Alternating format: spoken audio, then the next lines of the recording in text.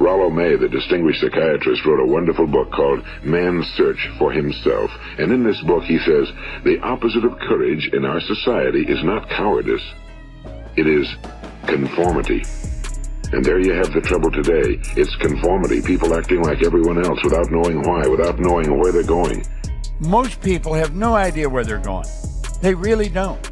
And you don't have to be much of a genius to figure this out. Stand back and watch the way most people live. Watch the way they operate.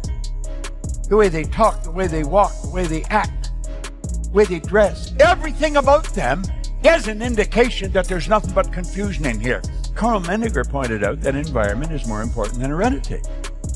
You've got to really watch what you're doing, who you're mixing with. I am very selective about the people I spend a lot of time with. I don't think I'm better than anybody. In fact, I know I'm no better than anybody.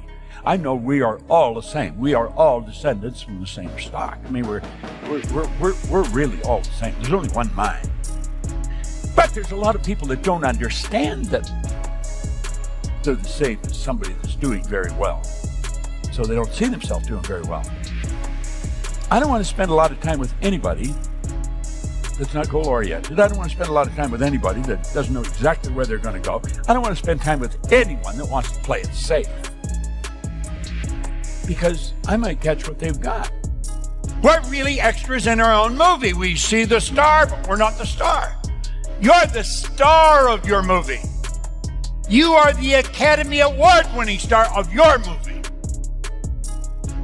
What Shakespeare's saying, all of life's a stage. It really is. Now, some people are acting like the play's over. And they're just going to sit there until the lights go right out.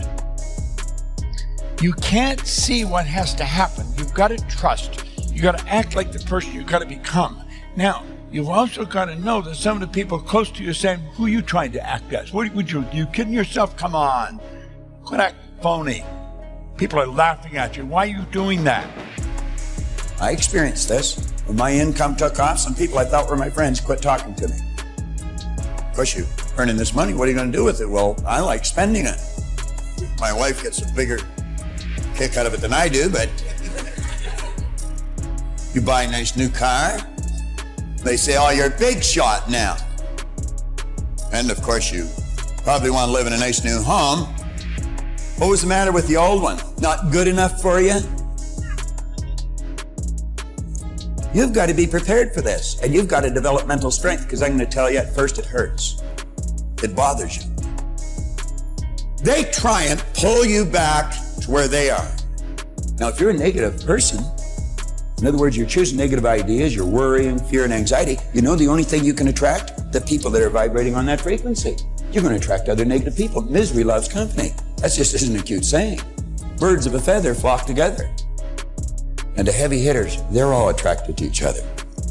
They go to the same clubs. They take the same kind of vacations. They drive the same kind of cars. They live in the same neighborhoods. Now, if you're not one, how do you become one? Mix with them. You choose your environment.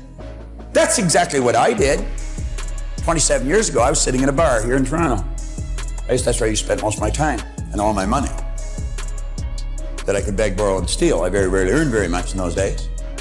One day I picked up a glass and I looked at it and I looked around. I thought, they're all bums in here. They were. Then I thought, geez, I must be a bum too, because I'm always here. I'm one of them. They're one of me. You know what I said?